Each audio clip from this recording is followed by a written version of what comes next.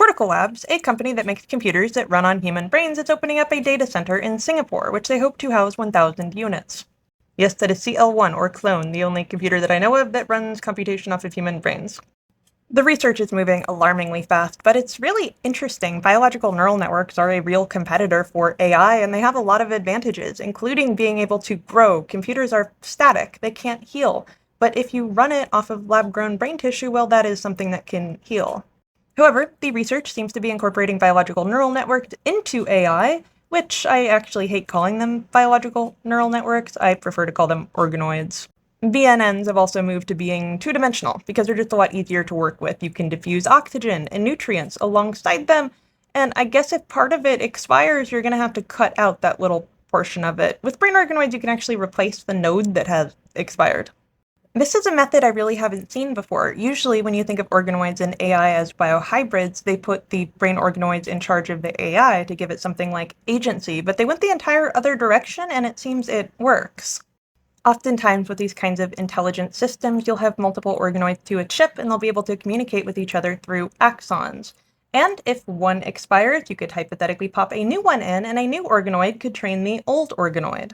I've seen some interesting ways to go around it, so when the new organoid comes in, it just doesn't know everything that the other organoids know at that point. That's what makes these systems useful, that they get better at their tasks over time, so having something, expire is kind of a hit to the system. Or you can do what these guys did, which is train an AI to behave like a biological neural network, know when to shock them and where and how to operate them, and let that one interact with it, which seems to save a lot of time.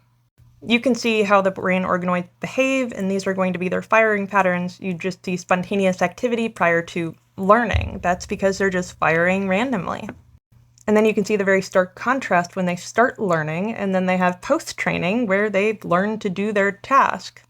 Because they're trained on dopamine, or ordered and disordered signals, they tend to prefer order and dislike disorder. They have a preference.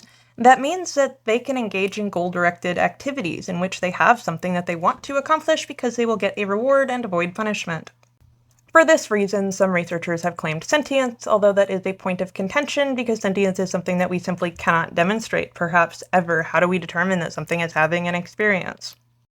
Either way, we are getting to the point where these can replace a lot of the traditional ways that we use AI, and they can be incorporated into things like Python script. While AI requires massive data centers that use a huge amount of electricity, these are significantly less power hungry, but we are still figuring out how to get them to work effectively. I mean, CL1 lasts you about 6 months at most, and that is a great improvement from earlier kinds of organoid systems that would last roughly 1 month.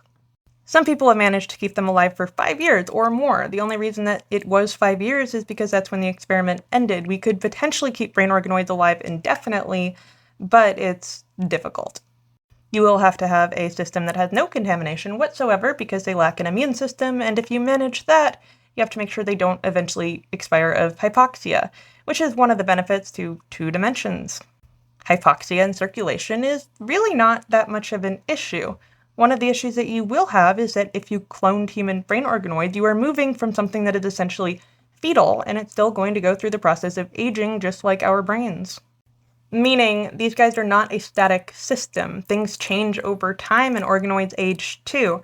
I imagine once we really get the hang of it and can keep these guys around for 70 or more years, there will be a point in which your computer's computation system just gets old. We're not at that point yet. First, we have to optimize the system.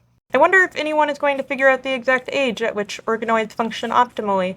I wonder if it's like 5 years old or not. I think I want to make a longer video on how we got to this point, the benefits and drawbacks of each method for trying to get intelligence out of a brain organoid. Because to me it is fascinating. Us humans started with trying to get intelligence out of slices of post-mortem brains, and then we figured out that we could grow them. And now that us humans have grown them, we're now growing them in 2-dimensional form so they can be computers. And interestingly, with advancements in keeping brain organoids alive, some research groups have been trying to get intelligence out of post-mortem human brains again. There's reasons you would want to do it, and I really want to talk more about it. Either way, I will keep you up to date. You really don't have a choice. I hope you've enjoyed this. Follow for more.